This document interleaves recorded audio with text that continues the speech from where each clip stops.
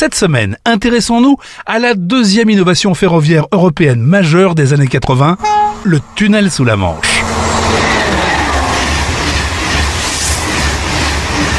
Depuis l'idée d'un tunnel avancée pour la première fois en 1802, pas moins de 139 projets ont été proposés. L'un d'eux voit le jour en 1874, mais sera abandonné sous la pression d'opposants militaires britanniques. Il fallut attendre 1967 et la création de la Communauté économique européenne pour que le projet de tunnel sous la Manche soit enfin relancé.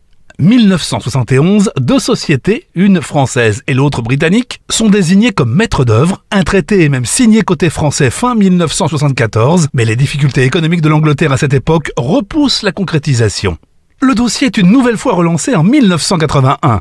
Et parmi les 4 projets en lice, le choix d'Eurotunnel est entériné le 20 janvier 1986 par le Premier ministre britannique Margaret Thatcher et le président français François Mitterrand. Ainsi, le traité de Canterbury est signé le 12 février de la même année. Ce traité représente un événement marquant non seulement pour les relations entre nos deux pays, mais aussi pour l'ensemble de l'Europe.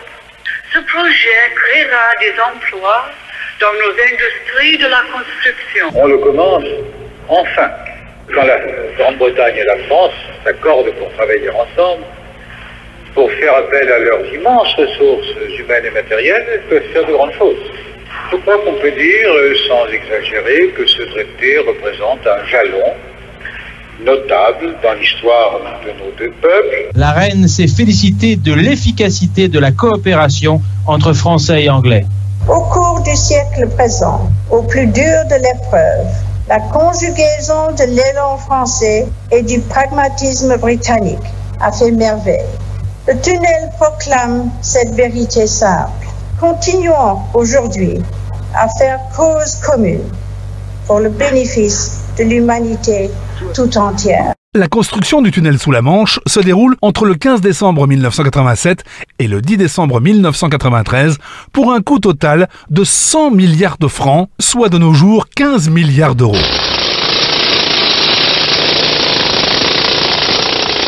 À mi-chemin entre la Grande-Bretagne et la France, deux marteaux-piqueurs attaquent les 30 derniers centimètres de craie bleue. Une page d'histoire se déchire. Philippe Cosette et Robert Graham Fagg échangent une bonne poignée de main. L'Angleterre n'est désormais plus une île, on peut y aller à pied, ou du moins s'il faut filer. Quelques chiffres pour resituer l'importance de cet exploit, et c'en est un. 50 km au total ont été percés, nécessitant l'évacuation de 10 millions de mètres cubes de craie, soit l'équivalent de 3 pyramides de Khéops. Tout, absolument tout a été prévu en matière de sécurité. 720 000 arcs de béton de 8 tonnes habillent l'intérieur de ce tunnel, prévu pour résister aux séismes les plus violents.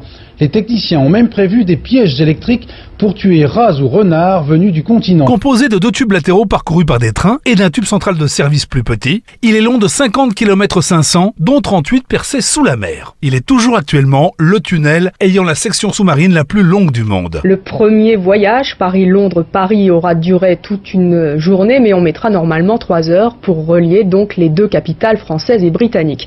Une sacrée performance pour tous ceux d'entre nous qui mettent autant de temps pour aller travailler le matin en Île-de-France. Pour ces liaisons avec le tunnel sous la Manche, la gare du Nord a été entièrement réaménagée, 4 ans de travaux, 1 milliard de francs.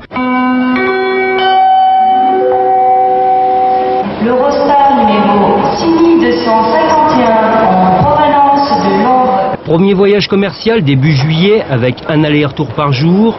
L'an prochain, Eurostar, TGV, Grande Ligne et banlieue combinée feront de Paris-Nord la 3e gare du monde. Sa construction a été réalisée par Transmanche Link, consortium de 10 entreprises de travaux publics, 5 françaises et 5 britanniques. Dès lors, c'est Eurostar qui permet d'acheminer les voyageurs à grande vitesse entre les deux pays en 35 minutes de traversée sous la Manche.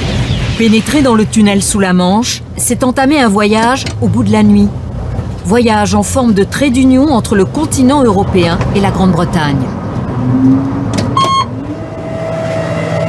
18h, Mandy Baudement prend les commandes de sa locomotive. Sur son planning, 3 allers-retours Calais-Folkestone. On tracte à peu près 3000 tonnes à une vitesse moyenne de 140 km/h. Mandy conduit un train qui transporte des voitures et des autobus avec leurs passagers. Un monstre d'acier tiré par la locomotive la plus puissante d'Europe. Il y a beaucoup de responsabilités sur les épaules. C'est vrai que derrière nous, on a de nombreux passagers. Et c'est sûr que oui, il ne faut pas être claustrophobe. Au-dessus de sa tête, 80 mètres d'eau et 40 mètres de calcaire. Le tunnel est creusé dans la roche sous-marine.